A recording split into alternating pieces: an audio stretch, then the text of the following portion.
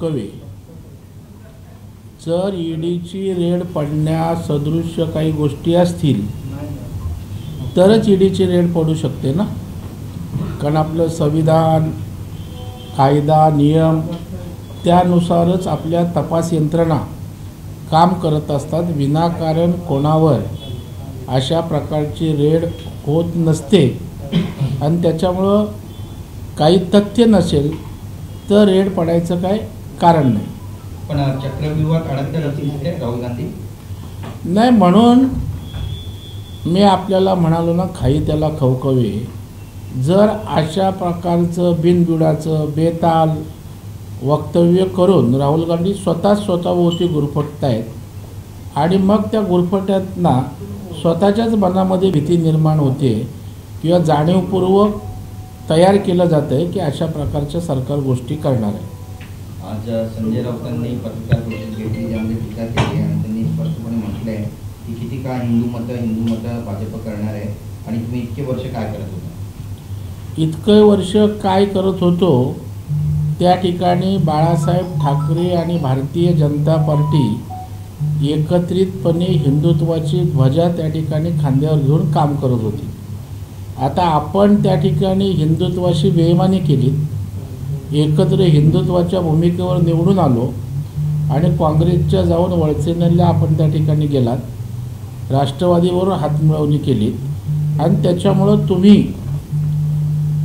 हिरव्यांचा आधार घेऊन त्या ठिकाणी मतं मिळाल्यामुळे आता तुम्ही हिंदुत्व द्वेष्ट झालेला. कारण हिंदुत्ववादी विचारांपेक्षा आता मतांसाठी आम्हाला ती भूमिका योग्य आहे. त्यातनं राऊतांची अशा प्रकारचे वक्तव्य राजकीय स्वार्थापोटी येत आहेत. नाही, पण हिंदू मतासाठी भाजप केवळ योजना आखते आणि भारतीय जनता पक्ष हिंदुत्वाला किंवा हिंदुत्वाचा पुरस्कार अजिबात करत नाही. भारतीय जनता पक्ष हे फक्त राजकारणाकरता हिंदुत्व करते. नाही, भारतीय जनता पार्टीने हिंदुत्व राजकारणाकरता कधीच केलं नाही. बाळासाहेबांना हिंदू हृदय सम्राट म्हणलं जायचं, लोकांनी त्यांना बिरुदावली दिली होती. आणि हिंदुत्व हा काय राजकारणाचा विषय नाही, ती आपली अस्मिता आहे, तो आपला राष्ट्राभिमान आहे. परंतु आता संजय राऊत सकाळी उठले की त्यांना त्या ठिकाणी बांग द्यावी लागते आणि त्या पद्धतीनं काहीतरी रोज एखादा इश्यू काढत असतात आणि त्यातनाच हा बांग देण्याचा प्रकार आहे. सर, नवीन चर्चा जी आहे ती सोशल मीडिया आणि सगळ्यांना पाहिली जाते, खास करून मराठा आरक्षणासंदर्भात.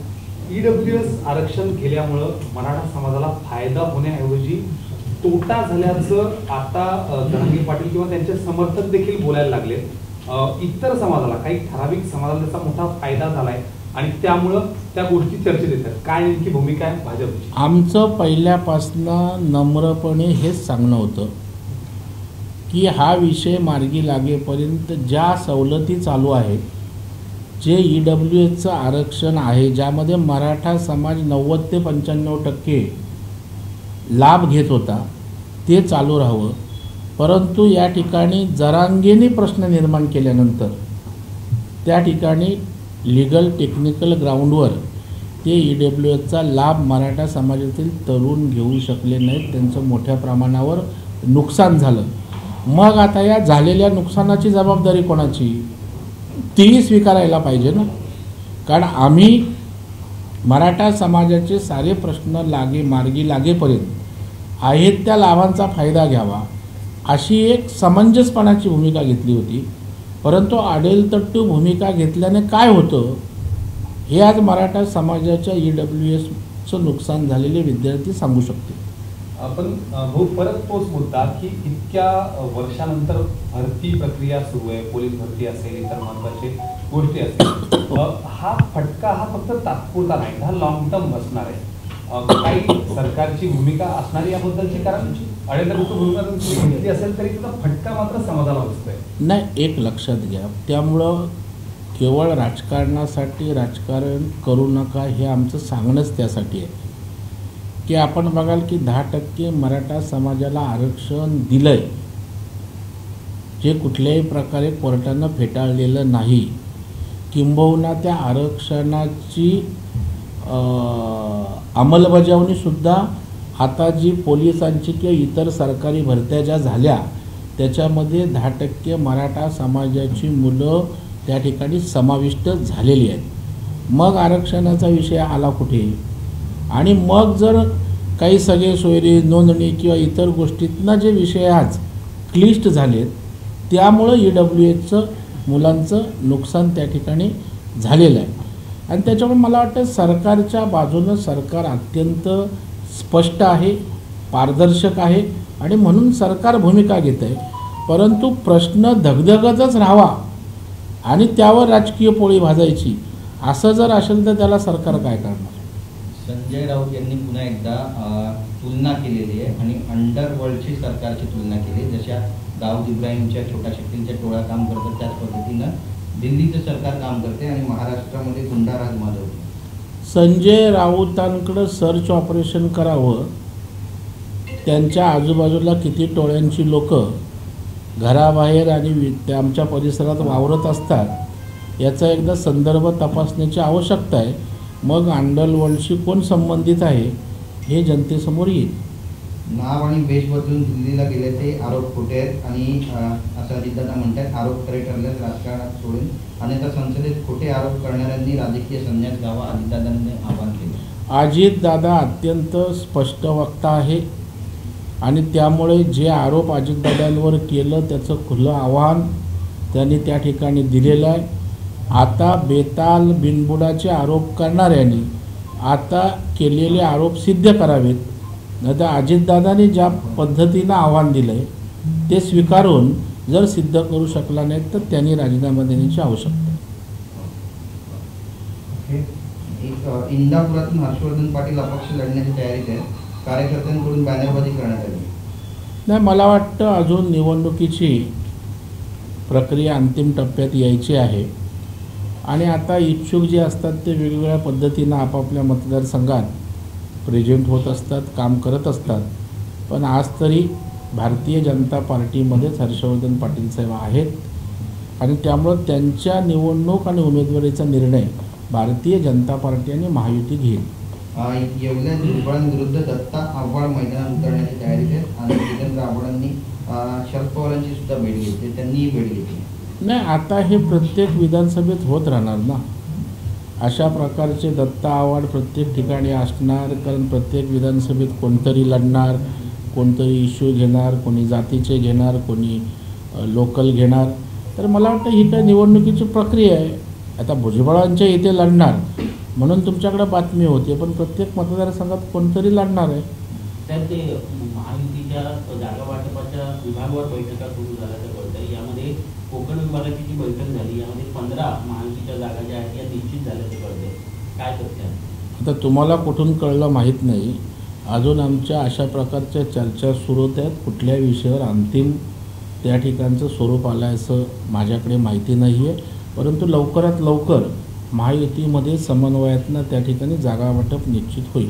लाडकी बहीण योजनेबाबतही टीका टिप्पणी होऊ लागली आहे. संजय राऊतांनी पुन्हा टीका केली. संजय राऊत म्हणतात की लाडक्या बहिणींना जो न्याय आहे तो महाविकास आघाडी देऊ शकेल, उद्धव ठाकरे देऊ शकतील आणि हे सरकार केवळ 1-2 महिने पैसे देईल, यानंतर कर्जाचा डोंगर उभा करून पळून जातील. मला वाटतं लाडकी बहीण ही योजना अत्यंत लोकप्रिय झाली. कोट्यावधी महिला भगिनी त्या ठिकाणी प्रतिसाद देत आहेत आणि त्याच्यामुळे चांगलं वातावरण राजकीय महायुतीसाठी निर्माण झाले. त्यातनं संजय राऊत आणि त्यांची महाविकास आघाडी भयभीत झाले. त्याच्यामुळे पैसे कुठून आणणार, नंतर बंद करणार, अशा प्रकारच्या वल्गना करतायत. तुम्ही काळजी करू नका म्हणून तुम्ही परत सरकारमध्ये नको, कारण ती योजना तुम्ही बंद कराल. आम्ही चालू केलेली योजना जर कंटिन्यू व्हायला पाहिजे तर सरकारी आमचं त्या ठिकाणी या महिला भगिनी निश्चितपणे या ठिकाणी आणतील. त्याच्यामुळे संजय राऊत आपण चिंता करू नका. बजेटमध्ये तरतूद केले आणि येणाऱ्या काळातसुद्धा महायुतीचं सरकार येईल. या लाडक्या बहिणींचा हा विषय अशाच पद्धतीनं ताकदीनं पुढं नेतील, किंबहुना आणखी त्यात ॲड करणाऱ्या आणखी चांगल्या गोष्टी आणू.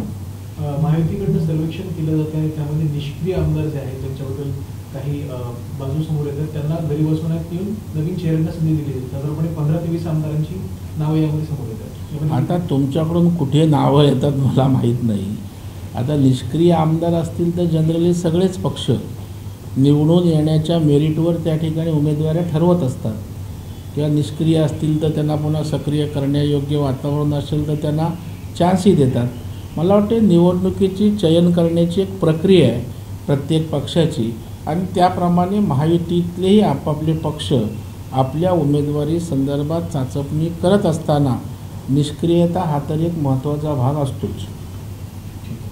मशालचं ते मशाल आग विझली का? संजय राऊतांनी म्हटलंय की आम्ही जी मशाल पेटवली त्याने भाजपच्या खुर्चीखाली आग लागली.